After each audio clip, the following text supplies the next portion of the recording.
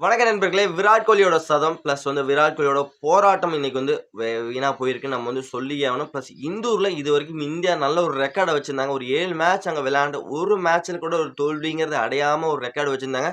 அந்த ஒரு ரெக்கார்ட நேத்து நியூசிலாந்து அணி உடைச்சிருக்காங்க. அது மட்டும் இல்லாம நியூசிலாந்து அணி இதுவரைக்கும் இந்தியால ஒரு ஓடிஐ சீரிஸ் கூட வாங்குனதே கிடையாது. பிளஸ் அந்த ஒரு வரலாற்று சாதனைய நேத்து படைச்சிருக்காங்க. நியூசிலாந்து அணி வரலாறு பிளஸ் நியூசிலாந்து அணிய கண்டு நம்ம சாதாரணமா நெனச்சிடக்கூடாதுன்னு நெனச்சிட்டு இருக்கும்போது நமக்கு இப்போ நம்மள நம்ம ஊர்லயே நம்மள ஓடிஐ சீரிஸ வச்சு செஞ்சு ஓடிஐ சீரிஸ வாங்கிட்டு போயிட்டாங்க. ஓகே. அப்படி என்னதான் இந்த மேட்ச்ல நடந்தது? எதனால இந்தியா அந்த மேட்ச் தோல்வி அடைஞ்சாங்க?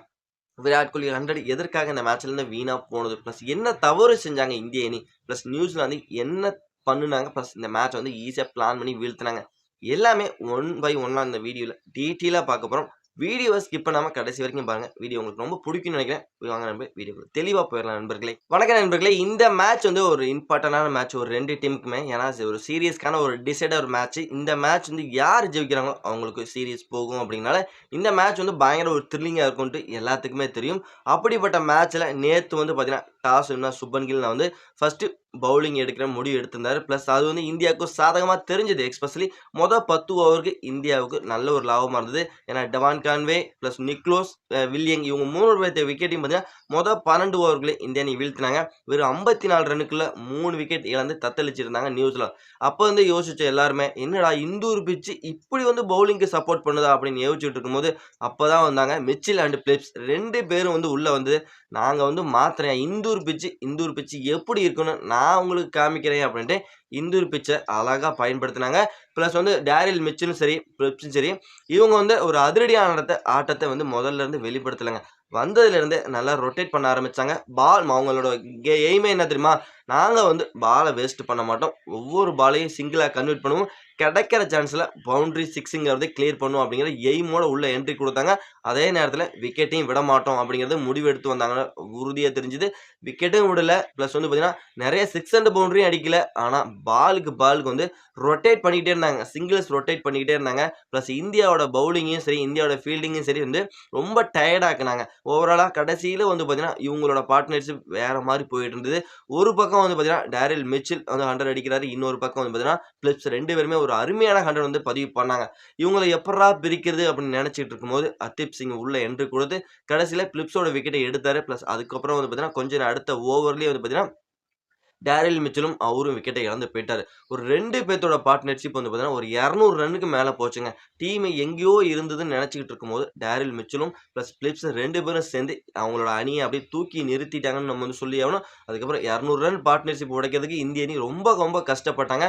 ஏன்னா பவுலருக்கு சப்போர்ட் பண்ணாத பிட்ச்ல கம்பல்சரி ரொம்ப கஷ்டப்பட்டு தான் உடைச்சாங்கன்னு இது விக்கெட்ட பொறுத்தவரைக்கும். ஓகே. அதுக்கப்புறமாவது கேம்க்குள்ள இந்திய அணி வருமா அப்படின்னு எதிர்பார்த்துட்டு இருக்கும்போது, மறுபடியும் இந்திய அணிய போட்டு பொளந்து கட்டுனாரு அவங்களோட கேப்டன் பிரேசில் 2 பேரும் அவங்களோட அடிச்ச அடி பார்த்தீங்கன்னா வேற மாரி இருந்தது.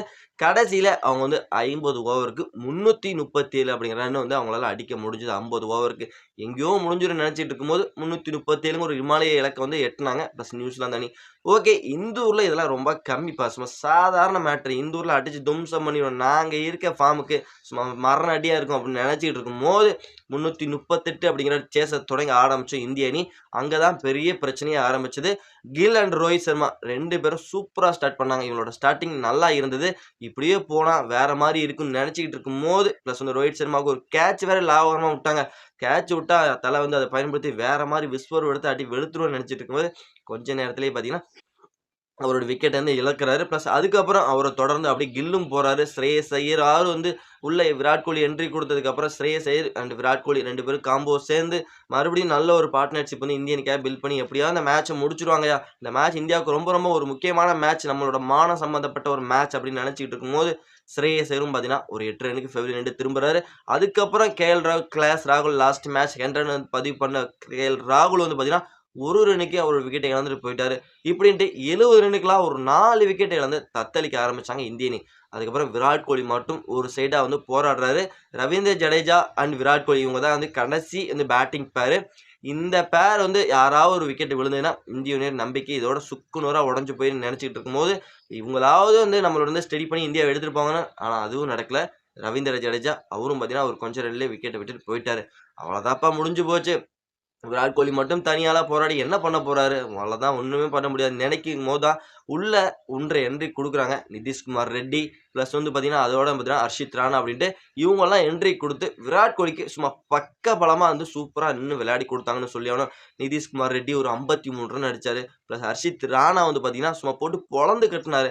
பேட்டர்ஸ்லாலே ஆடுறதுக்கு கஷ்டப்படுறாங்க. என்னைய அப்படி அசால்ட்டா வந்து 6 பவுண்ட் 4 6 4 பவுண்டரி சும்மா தெறிக்க விட்டாரு ஹர்ஷித் ராணாவ பொறுத்தவரைக்கும். ஹர்ஷித் ராணா மாரி வந்ததுலேருந்தே மட்டார் மட்டார்ன்னு அடிச்சிருந்தீங்கன்னாவே ஓகே. ஈஸியா அந்த மேட்ச் வந்து ஜெயிச்சிருக்கலாம்னு தான் என்ன பொறுத்தவரைக்கும் தோணுது. பிளஸ் இவங்க 2 பேரும் இருக்கும்போது, இவங்க 3 பேரும் நல்லா பேட்டிங் ஆடும்போது, இந்தியா ஒரு கட்டத்தில நல்லா ஜெயிக்கிற மாரி நல்ல ஒரு பொசிஷனுக்கு வந்தாங்க. ஓகே எப்படியாவது இவங்களே ஜெயிச்சுருவாங்கன்னு நெனச்சிட்டு இருக்கும்போது, நிதிஷ்குமார் ரெட்டி ஒரு விக்கெட்டு, ஹர்ஷித் ராணா ஒரு விக்கெட்டு, பிளஸ் அதுக்கப்புறம் விராட் கோலி மட்டும் மேட்ச முடிச்சுருவாரு. எப்படியாவது போராடி கம்மி ரன் தான்ப்பா இருக்கு. ஒரு 50 பாலுக்கு 40 பாலுக்கு 50 ரன் அப்படிதான் வந்து பக்கத்துல இருந்தது. ஒரு T20 ஃபார்மேட்டுக்கு க்ளோஸா வந்தது. விராட் கோலி தான் நம்ம நங்கூர மாரி நிக்கிறாரு. 100 வேற பதிவு பண்ணிட்டாரு. 54வது 100 வந்து பதிவு பண்ணதுக்கப்புறம் அந்த ஒரு சந்தோஷத்துல வேற மாரி விளையாட ஆரம்பிச்சாரு.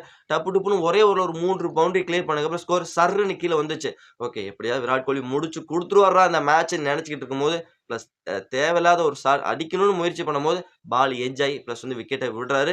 அதுக்கப்புறம் இந்திய அணியால ஒண்ணுமே பண்ண முடியல. கடைசியில இந்திய அணி பார்த்தீங்கன்னா, 200 இருக்கலாம் அனைத்து விக்கெட்டையும் இழக்குறாங்க. இந்திய அணிய பொறுத்தவரைக்கும் பார்த்தீங்கன்னா, ஓவராலா இந்த மேட்ச்ல 41 ரன் வித்தியாசத்துல வந்து நியூசிலாந்து வெற்றி பெற்றது மட்டும் இல்லாம, சீரிஸையும் அழகா தட்டி தூக்கிட்டு போயிட்டாங்க. ஓகே இந்த மேட்ச்ல சீரிஸ நியூசிலாந்து தட்டி நியூசிலாந்து இதுவரைக்கும் இந்தியா வந்து ஒரு ஓடிஐ சீரிஸ் கூட ஜெயிச்சதே இல்ல. பிளஸ் அந்த ஒரு வரலாறு சாதனை பண்ணியிருக்காங்க. இந்தியா இந்த மேட்ச்ல தோத்ததுக்கான காரணம் என்னன்னு பார்த்தீங்கன்னா, நம்மளோட பேட்டிங் டிபார்ட்மெண்ட்ட நம்ம வந்து குறை சொல்லியே ஆகணும். ஏன்னா, விராட் கோலி சாரி ரோஹித் சர்மா அண்ட் சுப்மன் கில் 2 பேரும் அவங்க குயிக் செஷன்ல ஃபெவிலி நின்று திரும்புனதுக்கப்புறம் ஸ்ரேயஸ் ஐயர் வந்து பொறுமையா நின்னு கோலிக்கு பக்கபலமா நின்னு விளையாண்டுருக்கணும். அவங்க டேரில் மிச்சல், பிலிப்ஸ் எப்படி வந்து சிங்கிள்ஸ் ரொட்டேட் பண்ணாங்களோ, அதே மாரி சிங்கிள்ஸ ரொட்டேட் பண்ணி பிரஷர அவங்க பவுலிங் டிபார்ட்மெண்ட் போட்டிருந்தாங்க அப்படின்னா, பிளஸ் ஈஸியா அந்த மேட்ச் வந்து இந்தியா ஜெயிச்சிருக்கலாம். பிளஸ் அத வந்து இந்திய அணி தவறு செஞ்ச அந்த ஒரு தவறுதல் தான் வந்து பார்த்தீங்கன்னா, இந்திய அணி தோல்வியிலிருந்து தழுவிய நிலைக்கு தள்ளப்பட்டாங்க. பிளஸ் இந்த நியூசிலாந்து அணி இந்த வரலாறு படைக்கிறதுக்கு முக்கியமான காரணம் டேரில் மிச்சல் பாராட்டியாகணும். வேற மாரி பேட்டிங் டிபார்ட்மெண்ட் ஃபர்ஸ்ட் ஓடியிலும் பார்த்தீங்கன்னா 80+ ரன்ஸ் பிளஸ் 2வது ஓடியில ஒரு 100 3வது ஓடியில பார்த்தீங்கன்னா அதுவும் 100 பிளஸ் அந்த நியூசிலாந்து டீமே தூக்கி நிறுத்தியிருக்காருன்னு நான் வந்து சொல்லி ஆகணும். அந்த மிடில் ஆர்டர் அப்படிங்கிற ஒரு பொசிஷன்ல இவர டேரில் மிச்சல் நீங்க அவுட் ஆகுனா தான் நியூசிலாந்த வீழ்த்த முடியும் அப்படிங்கிறத நேத்து வந்து காமிக்கல. 3 ஓடியிலுமே அவர் வந்து நிரூபிச்சிருக்காருன்னு சொல்லி ஆகணும். பேட்டிங் டிபார்ட்மெண்ட் KM வில்லியம்சனுக்கு அப்புறம் நீங்க வந்து பார்த்தீங்கன்னா, டேரில் மிச்சல் பக்காவா வந்து பார்த்தீங்கன்னா, நியூசிலாந்து டீம வழி நடத்துறாரு. இவர அடிச்சு நம்ம டீம்ல எப்படி விராட் கோலி இருக்காரா அந்த மிடில்ல, அதே மாரி வந்து பார்த்தீங்கன்னா, இவங்க டேரில் மிச்சல் நீங்க வந்து சாச்சா தான்யா நீங்க வந்து அவங்களோட பேட்டிங் ஆர்டரை சரிக்க முடியும் அப்படிங்கிறத ஒவ்வொரு மேட்ச் வந்து காமிச்சிட்டு இருக்காரு. சும்மா வேற மாரி இருந்தது. நியூசிலாந்து அணிக்கு ஒரு வாழ்த்துக்களையும் சொல்லிருவோம். இந்தியாவுல வந்து ஒரு ஓடிஐ சீரிஸ் வந்து வின் பண்ணியிருக்காங்க. ரொம்ப நாளுக்கு அப்புறம் வின் பண்ணியிருக்காங்க. வாங்குனதே கிடையாது. அந்த ஒரு ரெக்கார்ட் படிச்சிருக்காங்க. இருந்தாலும் இந்த மேட்ச்ல நமக்கு என்ன ஒரு சந்தோஷம் கிடைச்சிருக்குன்னா, இந்த மேட்ச்ல நம்ம சீரிஸ தோத்துட்டோம். நியூசிலாந்து நமக்கு ஒரு தக்க பதிலடி குடுத்துட்டாங்க. பிளஸ் அது வந்து மறக்க முடியாத ஒரு நிகழ்வா இருந்துகிட்டு இருக்கு. இருந்தாலும் இந்த மேட்ச்ல விராட் கோலி அவரோட 54வது 100 பதிவு பண்ணியிருக்காரு. அந்த ஒரு சந்தோஷம் மட்டும் தான் இப்போ வந்து சந்தோஷமா இருக்குதே தவிர, வேற எந்த ஒரு சந்தோஷம் கிடையாது. இனி T20 சீரிஸ் வருது. பிளஸ் அதுலயாவது நம்ம இந்தியாவோட பவுலிங் யூனிட்ல பிளஸ் சில சேஞ்சஸ கொண்டு வந்தா மட்டும் தான் பலம் வாய்ந்த நியூசிலாந்து அணிய வீழ்த்த முடியுங்கிறது. இது அவங்க நமக்கு குடுத்துருக்க ஒரு ஸ்டேட்மெண்ட் ஃபிரெண்ட்ஸ். ஓகே இந்த வீடியோ உங்களுக்கு ரொம்ப புடிச்சிருக்கும்னு நினைக்கிறேன். இந்த வீடியோ புடிச்சா லைக் பண்ணி, ஷேர் பண்ணி உங்க சப்போர்ட்டிங் ஆதரவு குடுத்தீங்கன்னா ரொம்ப ரொம்ப யூஸ்ஃபுல்லா இருக்கும். நம்ம வந்து நெக்ஸ்ட் வீடியோ பார்க்கலாம். Bye bye friends.